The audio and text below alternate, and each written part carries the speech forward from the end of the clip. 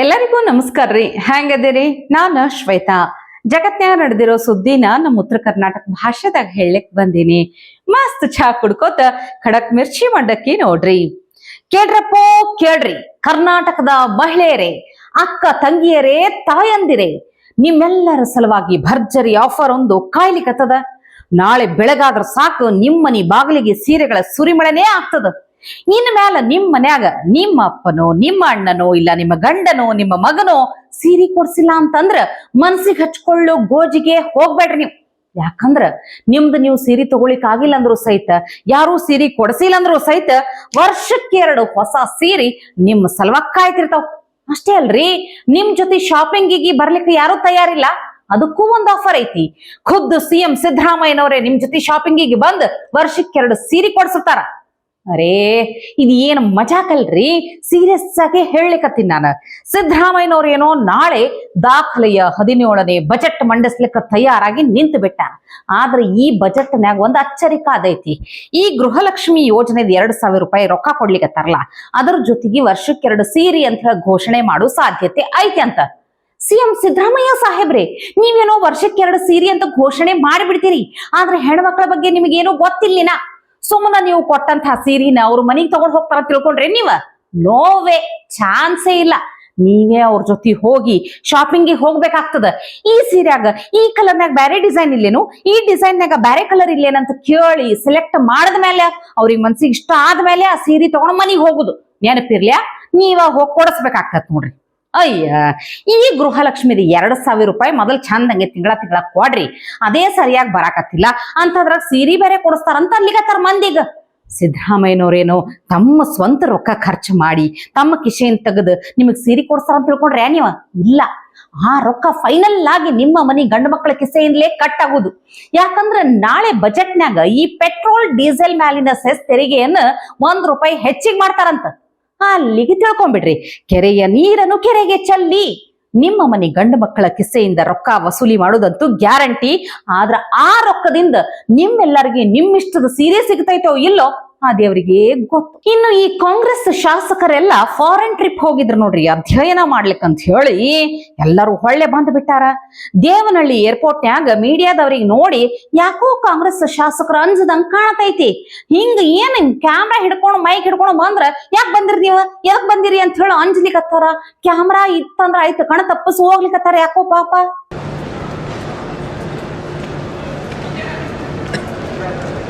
ಕಳಿಸಿಲ್ಲ ನಿಮ್ಗೆ. ಹಲೋ, ನಿಮ್ಮನ್ನ ಮಾತಾಡ್ಸಕ್ಕೆ ಯಾರು ಬಂದಿದ್ದೀರಿ? ಯಾರು ಯಾಕೆ ಬರ್ತೀರಿ? ನಿಮ್ಮನ್ನ ಮಾತಾಡ್ಸಕ್ಕೆ ಯಾರು ಬಂದಿದ್ದೀರಿ? ಯಾಕೆ ತೆಗಿತಿದ್ದೀರಿ ನೀವು? ಹೇಳಿ, ನಾವು ಅವ್ರನ್ನ ತೆಗಿತೇವೆ, ನಿಮ್ಮನ್ನ ನಡ್ರಿ ನೀವು, ನಡ್ರಿ ನೀವು.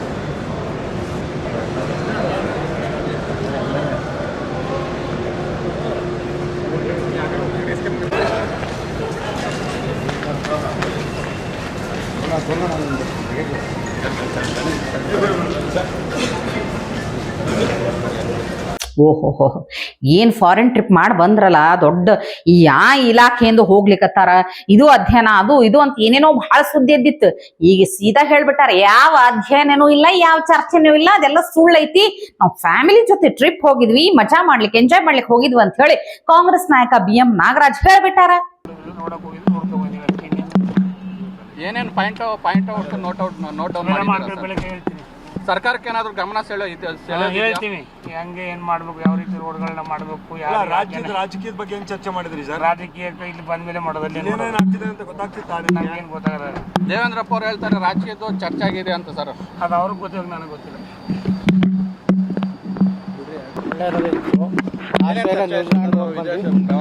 ಚರ್ಚೆ ಏನಾಗಿಲ್ಲ. ಚರ್ಚೆ ಎಂಬುದು ಏನು ವಿಷಯ ಆಯ್ತು? ಚರ್ಚೆ ಅಂತ ನೋಡಪ್ಪ, ಫ್ಯಾಮಿಲಿ ಜೊತೆ ಹೋಗಿತ್ತು, ಫ್ಯಾಮಿಲಿ ಟ್ರಿಪ್ ಹೋಗಿತ್ತು. ಎಲ್ಲ MLAಗಳು ಕೆಲವರು ನೋಡಿದ್ರೆ ಅಧ್ಯಯನ ಮಾಡಿದ್ರು, ಅದೆಲ್ಲ ಸುಳ್ಳು ಮಾತು, ಅಧ್ಯಯನ ಮಾಡಿಲ್ಲ, ತಪ್ಪು ಮಾಹಿತಿ. ಯಾವುದಿಲ್ಲ. ಇಲ್ಲಿ ಏನೇನಾಗ್ತಿತ್ತು ಡೆವಲಪ್ಮೆಂಟ್ಗಳು ಗೊತ್ತಾಗ್ತಾ ಇರ್ತವೆ, ಹೆಂಗ್ ಗೊತ್ತಾಗೋದಿಲ್ಲ? ಆಯ್ತಾ, ಏನೇನು ಮಾಹಿತಿ ಸಿಗ್ತಾ ಇತ್ತು ಸರ್ ಇಲ್ಲಿಂದ ಸ್ಟೇಟಿಂದ ನಿಮಗೆ ಅಲ್ಲಿ ಪ್ರವಾಸಕ್ಕೆ ಹೋದಾಗ? ಇಲ್ಲ, ಕೆಲವು ಕಡೆ ನೆಟ್ವರ್ಕ್ ಬರ್ತಾ ಇತ್ತು, ಕೆಲವು ಕಡೆ ಬರ್ತಾ ಇತ್ತು. ಯಾರಾದ್ರೂ ಕಾಲ್ ಮಾಡಿದ್ರಾ? ಕೆಲವು ನಮ್ಮ ಕ್ಷೇತ್ರದವರು ಕೆಲವರೆಲ್ಲ ಮಾಡ್ತಾ ಇದ್ರು, ನಮ್ಮ ಮುಖಂಡರು. ರಾಜಕೀಯ ಮುಖಂಡರು ಯಾರು ಮಾಡಿಲ್ಲ? ಸಿದ್ದರಾಮಯ್ಯ ಅಥವಾ ಯಾರಾದ್ರೂ ಮಾಡಿ? ಇಲ್ಲ, ಯಾರು ಮಾಡಿಲ್ಲ. ಬೇರೆ ಹೈನುಗಾರಿಕೆ ಬಗ್ಗೆ ಎಲ್ಲ ನಾವು ಅಧ್ಯಯನ ತುಂಬಾ ಮಾಡಿದ್ವಿ ಅಂತ ಹೇಳಿ. ಕೆಲವ್ರಿಗೆ ಆಸಕ್ತಿ ಇತ್ತು ಅಲ್ಲಿ ಯಾವ ರೀತಿ ಇರ್ತದೆ ಅಂತಂದೇಳಿ ಕೆಲವು ತೋಟಗಳು ಹೋಗಿದ್ವಿ, ಕೆಲವು ಹೈನುಗಾರಿಕೆ ಅವೆಲ್ಲ ನೋಡ್ಕೊಂಡ್ವಿ. ಅಲ್ಲಿ ಪರ್ಮಿಷನ್ ಕೊಟ್ಟಿದ್ದಿಲ್ಲ, ನಾವು ಅಧಿಕೃತ ಹೋಗಿದ್ದಿಲ್ಲಲ್ಲ, ಅದಕ್ಕಂತೇಳಿ ಅವ್ರು ಪರ್ಮಿಷನ್ ಕೊಟ್ಟಿಲ್ಲ. ಆದರೂ ಕೂಡ ಅವ್ರು ರಿಕ್ವೆಸ್ಟ್ ಮಾಡ್ಕೊಂಡು ಹೋಗಿ ಕೆಲವು ಕಡೆ ನೋಡ್ಕೊಂಡು. ನಿಮ್ಗೆ ಯಾವ ಕ್ಷೇತ್ರ ಇಷ್ಟ ಆಯಿತು, ಯಾವುದ್ರಲ್ಲಿ ಅಧ್ಯಯನ ಮಾಡಿದ್ವಿ ಅಂತ? ಅಲ್ಲಿ ಭಾಳಷ್ಟು ಇರೋ ವಿಷಯಗಳು ಹೇಳ್ಬೇಕಂತಂದಿಲ್ಲ. ಒಂದು ವೇಳೆ ಏನಾದ್ರು ಅವಕಾಶ ಸಿಕ್ಕರಿಗೆ ಇನ್ನೊಂದು ಸ್ವಲ್ಪ ಇನ್ನೀ ಖಮೇನಿ ಹತ್ಯೆದ ಸುದ್ದಿ ಮುಗಿಲಿಕತ್ತೇ ಇಲ್ಲ ನೋಡ್ರಪ್ಪ. ಒಂದರ್ಕಿನ ಒಂದು ಅರಿಷ್ಟ ಸ್ಟೇಟ್ಮೆಂಟ್ಗಳು ಬಂದೇ ಬರ್ಲಿಕತ್ತಾವ ದಿನ. ಸಣ್ಣ ಮಕ್ಳಿಂದ ಹಿಡಿದು ದೊಡ್ಡವ್ರ ತನಕ ಬರೇ ನೆಗೆಟಿವ್ ಮಾತುಗಳೇ. ಎಷ್ಟೋ ಬುರ್ಖಾಧಾರಿ ಹೆಣ್ಮಕ್ಳು ಮನೆಯಿಂದ ಹೊರಗೆ ಬರ್ಲಾರ್ದೇನೆ ಎಷ್ಟೋ ವರ್ಷ ಆಗಿತ್ ಕಾಣ್ತದ. ಆದ್ರೆ ಈಗ ಹೊರಗೆ ಬಂದು ಮಾತಾಡಬಾರ್ದೆಲ್ಲ ಮಾತಾಡ್ಲಿಕತ್ತಾರ. ಇಲ್ಲೊಬ್ಬಕ್ಕೆ ಹೆಣ್ಮಕ್ಳು ಹೇಳ್ತಾ ಕೇಳ್ರಿ. ನಮಗೆ ನ್ಯಾಯ ಬೇಕು. ಅವ್ರು ಹೇಗ್ ಸಾಯಿಸಿದ್ದಾರೆ ಅಂತ ಡೊನಾಲ್ಡ್ ಟ್ರಂಪ್ ನಮ್ದು ರಕ್ತದಲ್ಲಿ ಸರ್ ಸರೆಂಡರ್ ಆಗೋದ್ ಮಾತೇ ಇಲ್ಲ. ಏನಿದ್ರು ನಾವು ಶಹೀದ್ ಆಗ್ತೀವಿ. ಅವ್ರು ನಮಗೆ ಎಷ್ಟು ಸಾಯಿಸ್ತಾರೋ ಸಾಯಿಸ್ಲಿ ಸರ್. ಒಂದೊಂದ್ ಮನೆಯಿಂದ ನಾವು 100 ಮಕ್ಕಳನ್ನು ಹುಟ್ಟಿಸ್ತೀವಿ. ನಮಗೆ ಅಷ್ಟೊಂದು ಗಿತ್ತಿದೆ ಸರ್. ನಮಗೆ ಎಷ್ಟು ಅವ್ರು ಸಾಯಿಸ್ತಾರೋ ನಮಗೆ ಸಾಯಿಸ್ಲಿ. ಒಂದೊಂದ್ ಮನೆಯಿಂದ ನಾವು ಹುಸೈನಿ ಫೈದಾ ಮಾಡ್ತೀವಿ, ಹುಸೈನಿ ಆಗಿದ್ದೀವಿ, ಹುಸೈನಿಯಾಗಿ ನಾವು ಸಾಯಿಸ್ತೀವಿ. ನಾವು ಅವ್ರ ತರ ಇದನ್ ತರ ನಾವು ಕೆಲಸಗಳು ಮಾಡಲ್ಲ. ಅವ್ರ ತರ ನೆತನ್ಯಾಹು ಮತ್ತೆ ಡೊನಾಲ್ಡ್ ಟ್ರಂಪ್ ಏನಾದ್ರು ಒಂದು ವಾರ್ ಮಾಡಿ ಒಂದು ಅಟ್ಯಾಕ್ ಮಾಡಿ ಹೇಗ್ ಬಚ್ಚಿಟ್ಕೊಂತಾರೋ ನಮ್ ರಕ್ತದಲ್ಲಿ ಆತರ ಬಚ್ಚಿಟ್ಕೊಡೋದು ಏನೂ ಇಲ್ಲ. ನಮಗೇನಂದ್ರೆ ನಮ್ ಶಿಯಾ ಸಮುದಾಯಕ್ಕೆ ನಮಗೆ ಅವ್ರು ಹೇಗ್ ನಾವು ಸುಪ್ರೀಂ ಲೀಡರ್ಸ್ಗೆ ಸಾಯಿಸಿದಾರೋ ನಮಗೆ ಆತರ ನಮಗೆ ನ್ಯಾಯ ಬೇಕು ಸರ್. ಅಷ್ಟೇ. We want justice. ಅಲ್ಲ, ಹೆಣ್ಣು ತಾಯ್ತನ ಅನ್ನೋದು ಅಗದಿ ಗೌರವಯುತ ಪುಣ್ಯದ ಸ್ಥಾನ ಅದು. ಅದನ್ನ ಈ ತರ ಭಯೋತ್ಪಾದನೆಗ ದೇಶದ್ರೋಹಿ ಕೆಲಸಗಳಿಗೆ ಬಳಸ್ತೀನಿ ಅಂತಾಳಲ್ಲ, ಇಂಥವೆಲ್ಲ ಹೆಣ್ಮಕ್ಳಿಗೆ ಕಳಂಕ ನೋಡ್ರಿ. ಆದ್ರೂ ಇದಕ್ಕೆ ಸಿಟಿ ರವಿ ಅವರು ಬಹಳ ಚಂದ ಮಾತಾಡ್ಯಾರ, ಕೇಳ್ರ ಒಂದ್ಸಲ. ಗಾಂಧಾರಿಗೂ 101 ಜನ ಮಕ್ಕಳಿದ್ರು. ಕುರುಕ್ಷೇತ್ರ ಯುದ್ಧದಲ್ಲಿ 101 ಜನ ಉಳಿಲಿಲ್ಲ, 5 ಜನ ಪಾಂಡವರೇ ಉಳಿದಿದ್ದು. ಗಾಂಧಾರಿಯು 101 ಮಕ್ಕಳನ್ನೇ ತಾನು ಹೆತ್ತಿದ್ದು. ಹೆರುವ ಮಕ್ಕಳು ಯೋಗ್ಯರಾಗಿರ್ಬೇಕು. ಹೆರುವ ಮಕ್ಕಳು ಅವ್ರನ್ನ ಯೋಗ್ಯರಾಗಿ ಬೆಳೆಸ್ಬೇಕು. ಯೋಗ್ಯರಾಗಿ ಬೆಳೆಸ್ದಲೇ ದುರ್ಯೋಧನ ದುಶ್ಯಾಸನರಾಗಿ ಬೆಳೆಸಿದರೆ ಕೆಲವು ಕಾಲ ಅವರು ಮೆರಿಬಹುದು, ಆಮೇಲೆ ಏನಾಗ್ತಾರೆ, ನಾಶವಾಗ್ತಾರೆ. ಅದಕ್ಕೆ ನೀವು ಅವ್ರನ್ನ ಯೋಗ್ಯ ಮಕ್ಕಳನ್ನಾಗಿ ಬೆಳೆಸಿ. ಅವ್ರನ್ನ ಭಯೋತ್ಪಾದಕರನ್ನಾಗಿ ಬೆಳೆಸಿದರೆ ಅವರು ನಾಶವಾಗ್ತಾರೆ, ನಿಮ್ಮನ್ನು ನಾಶ ಮಾಡ್ತಾರೆ. ಅವ್ರನ್ನ ಯೋಗ್ಯರನ್ನಾಗಿ ಬೆಳೆಸಿದರೆ, ಅವ್ರನ್ನ ಅಬ್ದುಲ್ ಕಲಾಂ ಥರ ಬೆಳೆಸಿದರೆ, ಶಿಶುನಾಳ ಶರೀಫ್ ಥರ ಬೆಳೆಸಿದರೆ ಸತ್ ಮೇಲೂ ಬದುಕ್ತಾರೆ. ಇಲ್ಲದೇ ಇದ್ದರೆ ಅವರು ನಿಮ್ಮನ್ನು ನಾಶ ಮಾಡಿ ಅವರು ನಾಶವಾಗ್ತಾರೆ. ಹಾಗಾಗಿ 100 ಮಕ್ಕಳನ್ನ 100 ಮಕ್ಕಳನ್ನ ಯೋಗ್ಯರನ್ನಾಗಿ ಬೆಳೆಸಿ. ಅಥವಾ 3 ಮಕ್ಕಳನ್ನ ಹೆತ್ತು ಆ 3 ಮಕ್ಕಳನ್ನ ಜಗತ್ತು ಮೆಚ್ಚುವಂತೆ ಬೆಳೆಸಿ. ಆಗ ನೀವು ಆ 3 ಮಕ್ಕಳಲ್ಲೇ ಮಹಾತಾಯಿ ಅಂತ ಅನ್ಸ್ಕೊಳ್ತೀರಿ. ಇಲ್ಲ 100 ಮಕ್ಕಳನ್ನ ಹೆತ್ತರುವೆ ಅವು ವರ ಆಗೋದ್ರ ಬದಲಿಗೆ ಶಾಪ ಆದರೆ ಅವು ನಿಮಗೂ ಶಾಪ ಆಗ್ತಾರೆ. ನಿಮ್ಮನ್ನು ಕಣ್ಣೀರು ಹಾಕಿಸಿ ಅವು ನಾಶವಾಗಿ ಹೋಗ್ತವೆ. ಹಾಗಾಗಿ ಮಾತಾಡ್ತಿದ್ರಿ, ಹೆರೋಕ್ಕೆ ಅವಕಾಶ ಇದೆ, ನಿಮ್ಮ ಸಾಮರ್ಥ್ಯ ಮೀರೇ ಆದರೆ ಹೆತ್ತವ್ರನ್ನ ಹೆಂಗೆ ಬೆಳೆಸಬೇಕು ಅನ್ನೋದ್ರ ಬಗ್ಗೆನೂ ಸ್ವಲ್ಪ ಬುದ್ಧಿ ಇರಲಿ. ಹೆತ್ತವ್ರನ್ನ ಭ್ರಷ್ಟರಾಗಿ ಭಯೋತ್ಪಾದಕರಾಗಿ ಬೆಳೆಸ್ದಲ್ಲೇ ಯೋಗ್ಯರನ್ನಾಗಿ ಬೆಳೆಸಿ. ಅದಕ್ಕೆ 5 ಮಕ್ಕಳಿದ್ರು ಮುತ್ತಿನಂತ ಪಾಂಡವ್ರ ಥರ 5 ಮಕ್ಕಳನ್ನ ಕೌರವ್ರ ಥರ 100 ಮಕ್ಕಳನ್ನ ಹೆತ್ತು ಆ 100 ಮಕ್ಕಳು ನಾಶವಾದರೆ ಎದೆ ಬಡ್ಕೋಬೇಕು, ಅಷ್ಟೇ ಬಿಟ್ಟರೆ ಬೇರೆ ಏನೂ ದಾರಿ ಇಲ್ಲ.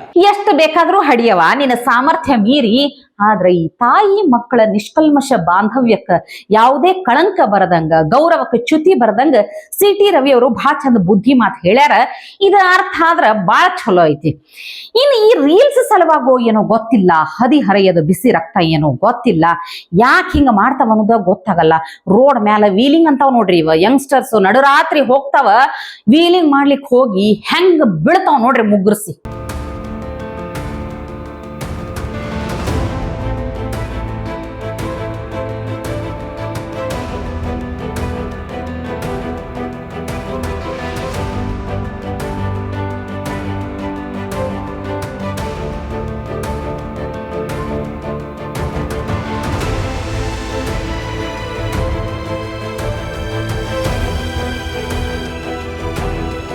ಯಪ್ಪ, ಇಂಥ ಮಕ್ಕಳನ್ನ ಹಡದಂಥ ತಂದೆ ತಾಯಿ ಏನ್ ಮಾಡ್ಬೇಕು ಹೇಳ್ರಿ?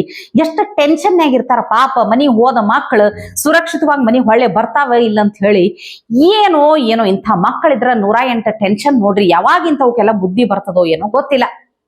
ಇವತ್ತಿಗೆ ಸುದ್ದಿ ಸಾಕಲ್ಲ, ನಾಳೆ ಇಂಥವೇ ಮತ್ತೊಂದಷ್ಟು ಸುದ್ದಿ ತರ್ತೀನಿ. ಛಾ ಇಟ್ಕೊಂಡು ಮಿರ್ಚಿ ಮಂಡಕ್ಕಿ ನೋಡ್ಲಿಕ್ಕೆ ಕಾಯ್ಕೊಂಡಿರ್ರಿ. ಟಿವಿ ವಿಕ್ರಮ, ದೇಶ ನಿಮ್ಮ ಕೈಯಲ್ಲಿ. ಈ ಕಾರ್ಯಕ್ರಮ ನಿಮಗೆ ಇಷ್ಟ ಆಗಿದ್ದಲ್ಲಿ ಲೈಕ್, ಶೇರ್ ಹಾಗೂ ಕಮೆಂಟ್ ಮಾಡಿ. ಟಿವಿ ವಿಕ್ರಮದ ಕಾರ್ಯಕ್ರಮಗಳನ್ನು ನಿರಂತರವಾಗಿ ವೀಕ್ಷಿಸಲು ಸಬ್ಸ್ಕ್ರೈಬ್ ಮಾಡಿ ಬೆಲ್ ಐಕನ್ ಒತ್ತಿ.